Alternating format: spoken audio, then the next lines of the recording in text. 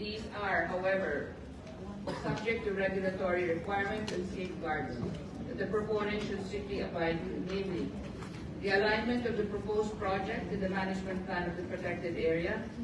The proposed project should be within the multiple use zone and securing the family clearance and an ECC and an FPIC as required. These are in place to ensure that development does not come at the cost of environmental degradation and biodiversity loss. Realizing the occurrence of similar incidents in other areas, the department has come up with the following actions. First, I have instructed all regional offices to conduct an inventory of all existing structures within the PAs and evaluate the compliance thereof with environmental regulations and standards. And with the indulgence of the committee, Madam Chair, there are presentations on the different protected areas that have been mentioned. Secondly, regional offices were also enjoined to conduct a comprehensive review of all ECCs issued for projects within PAs. Third, there will be approval, but the approval of by regional offices of ECC applications for projects within PAs is now suspended until further notice.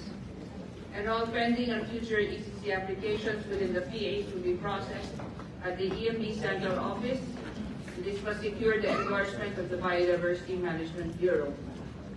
Fifth, it's also in this context that the DNR, the DILG, and the DOT issued a joint statement of collaboration, and Honorable Secretaries Abalos and Frasco and I have made recommendations on the approval process, including the composition of the FAMD. We respectfully acknowledge with thanks the strategic and operational partnerships with the DILG and the DOT on many intersecting environmental issues. Lastly, this year, I have also directed all regional offices to submit the complete inventory of all protected area community-based resource management agreements, or PACPARMA, and determine that those that are non-compliant and they must be recommended for cancellation.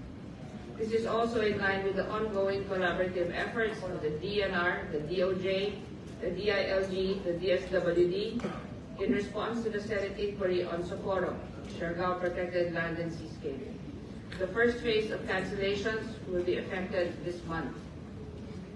We trust that these efforts will allow us to fully examine the actions of all stakeholders involved in the PAs, including not just the DNR, the family members, the private sector, the NGOs, and the local government units and their constituencies.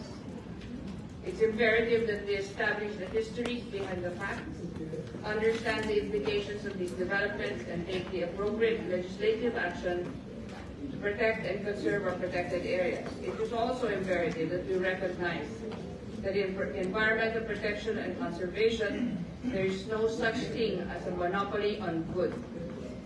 These are whole of society and not just whole of government efforts. We therefore respectfully urge that the two committees to support and ensure the passage of the bill creating